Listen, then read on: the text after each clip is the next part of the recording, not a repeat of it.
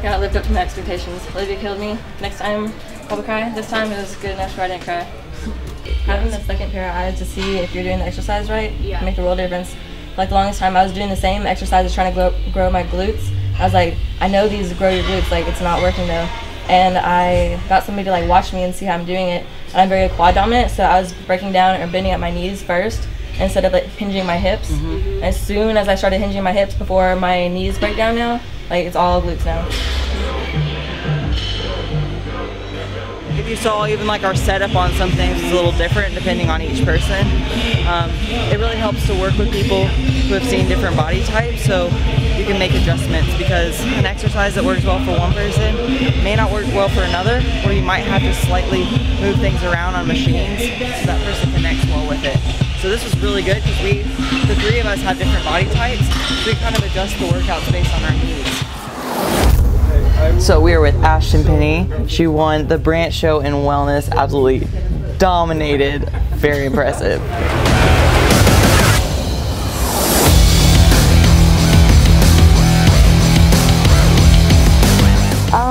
I did track growing up, so my legs were always kind of more built. And I tried to dial them down for a bikini, and it didn't really work. So I decided to switch over to wellness, because my body type was already more for wellness, I guess. And then this is Kelsey, my bestie, companion to all my shows, personal support system. Stage mom. Stage mom. We're hitting glutes and hams today, so that's something that, I mean, pretty much any class you're in, it's going to be important to work that. But I'm really interested to see, like with wellness, that's a huge focus. So just like how our training styles are similar and differ between classes, because wellness is pretty new. So I think a lot of us are still trying to like kind of figure out like the best approach to that, and I'm interested to see like your approach to training, since that's such a strong focus for you. And then yeah, I have no doubt she's gonna bring the intensity. She's got some legs, so.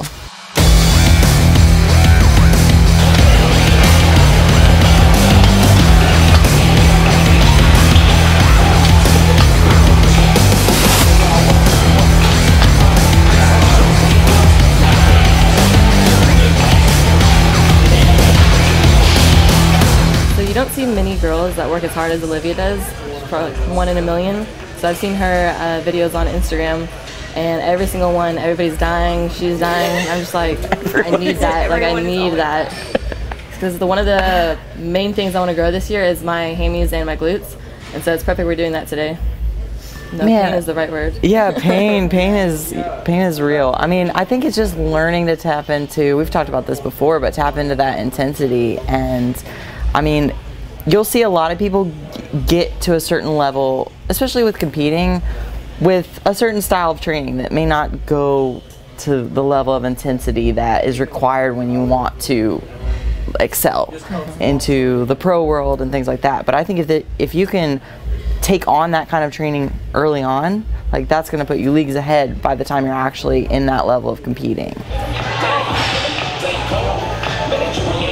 Personally, I feel like you can kind of take your low back out of it a little bit more in the seated, because you can lock yourself in. For me, there's a much different feel between the two. I connect with my hamstrings really well on these. I find that I start to arch my back on the other ones. So you just kind of have to play around with what works for you, and try not to get too caught up in like, oh, well, this person says this one's better or this one. Like, learn what it feels like to contract that muscle, and then use whatever feels the best.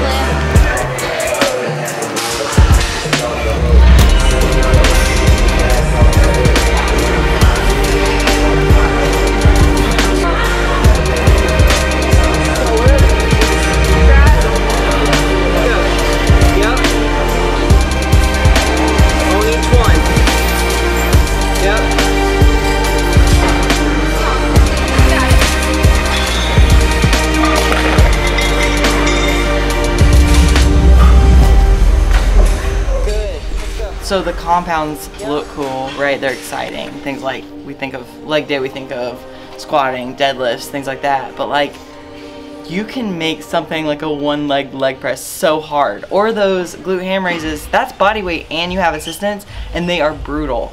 Like, we started with calf raises and like, those were hard. That's how every exercise can be. And you should make it hard regardless of what it is.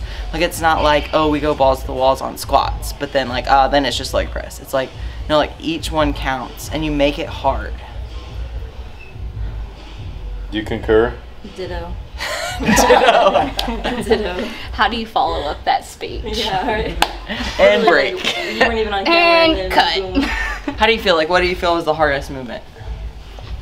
Probably the one leg, whatever you call it, Yeah. redo, cut. Probably the one leg. The one leg press? Yeah, one leg dead press, leg lift. We are out of glucose in our brains at this point. That's where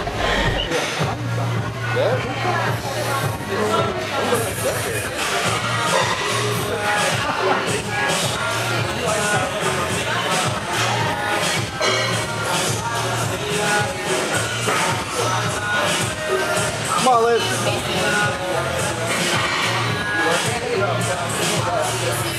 Go!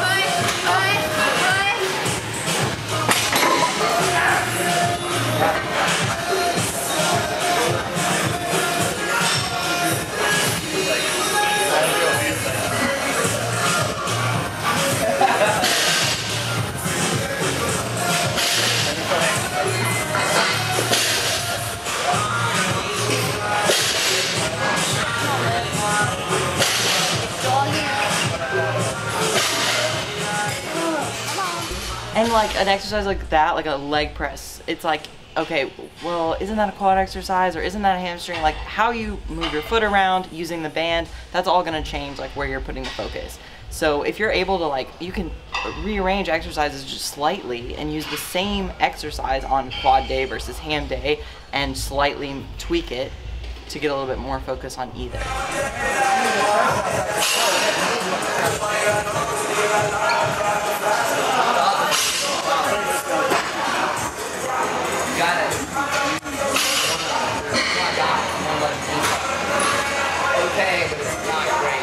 Right now I'm doing a program by Luke Miller, who's my like training coach, and he's here at the gym. So I send him videos and like he'll give me feedback. So a lot of these exercises are structured based on like what I'm lacking in my physique, which for me is glutes. Glutes is something I need to bring up a lot. I got feedback from the judges.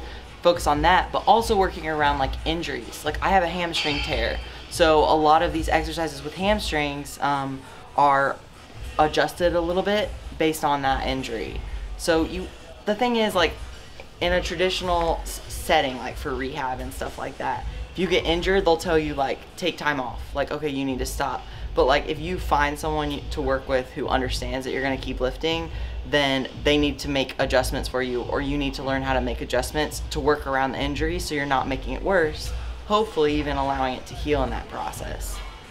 So for me, like the one leg press, having the band, there's a little bit more tension at the top, which is I have to drive a little bit harder through my glute, but then it lightens up because the band is looser as you get into the hole. And because I have issues in this hip and in my back on this side, I need it to lighten up there. So you can rearrange things based on like injuries and mobility limitations.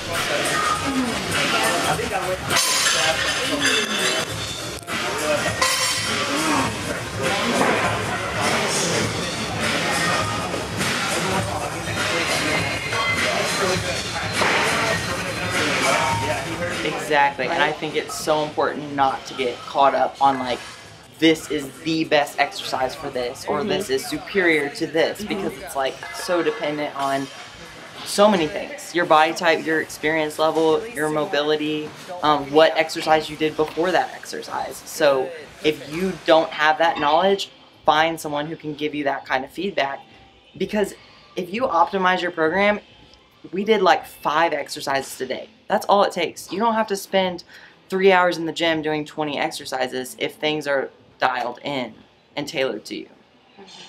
The other thing too is like having a group like this to train with instead of always training solo is that you have someone who can pick out those small things. Like if you're arching your back,